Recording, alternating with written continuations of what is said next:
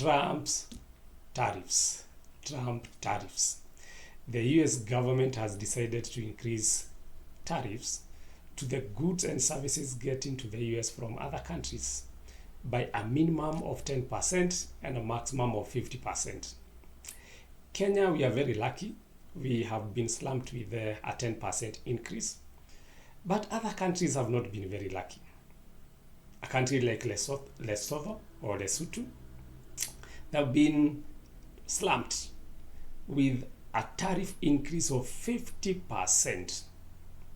South Africa, that 1%. Eurozone, 24%.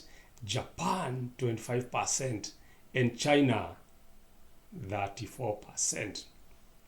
It is very unfortunate that Trump may not understand that basically the pain will be felt more or the most by the US citizens, because something like a fridge or a phone or a TV for that matter that is being imported to the US will become more expensive by 30%. Let's say it was costing 100,000, that TV will now be costing 130,000. So the pain that Trump thinks will be felt outside, it will be felt more in the US.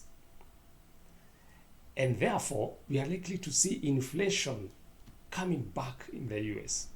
And it's not good news for us as a country, especially we as a developing country. What will follow suit, we will see the US government increasing interest rates, because that is usually the knee-jerk reaction to any government when there is inflation.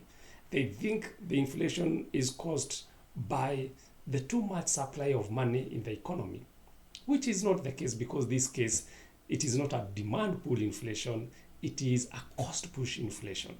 So the government of the US is likely to increase interest rates in order to encourage saving and to discourage borrowing or spending.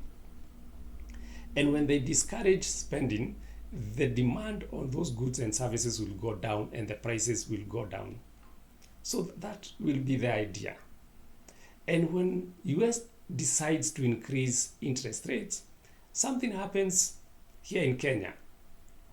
If we are not very careful, the foreign investors who have invested here in Kenya in terms of buying government securities, that is treasury bills and treasury bonds, and even shares of some of our companies like KCB, Safaricom, they will now consider US as a better investment location, because now US is guaranteeing better interest rates.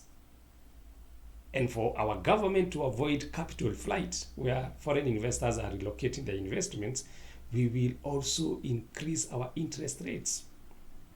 And this is bad news, because recently we have had Dr. Kamau Thuge, the CBK governor, really pushing commercial banks to lower their cost of lending, because CBK also lowered their base lending rate from a high of 13.5% to 10.75%. So before that story sinks in, or before we settle at 10.75%, we are being faced with possibility of the same rates going up in order to counter the move by the US, just to tell the foreign investors that we can pay you better, because interest rates is what measures how much the foreign investors will earn by investing in government bonds and government securities. So if that happens, then the interest rates in Kenya goes up, and we continue to have the pain that we are having of not having enough money, the economy having slowed down, us being in recession. So let's go back to the story. The US increases interest rates. And now what happens in the US? The US citizens, they now are not willing to spend more, because first of all, the goods and services are very expensive because of the Trump tariffs.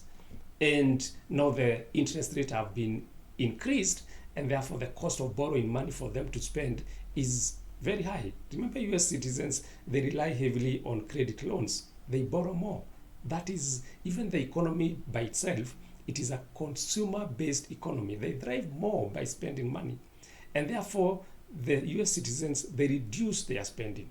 And when they reduce their spending, at that point, we are in recession. Boom, US is in recession, and the rest of the world will follow suit. It's bad news. It's bad news because when recession comes, also it is followed with massive laying off of employees. Factories are now starting to downsize because whenever they produce goods and services, people are not buying. So why should they continue having these employees when these employees are not being productive? So recession comes in.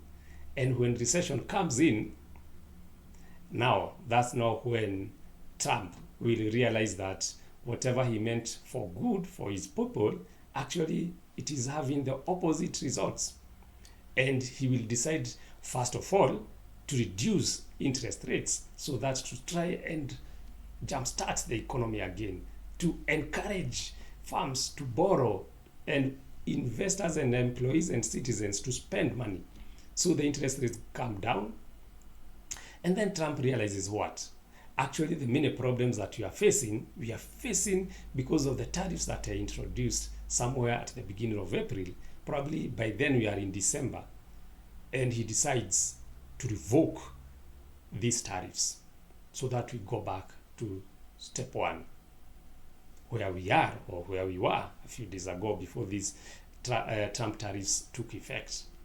So by that time, there will be too much pain to all of us, because actually China have decided to retaliate by increasing tariff to the US goods entering China. Canada has followed suit.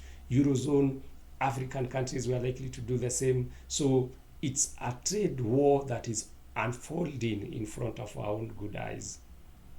But now, who will tell Trump that whatever he's trying to do is economic suicide? And he should be advised to stop this madness.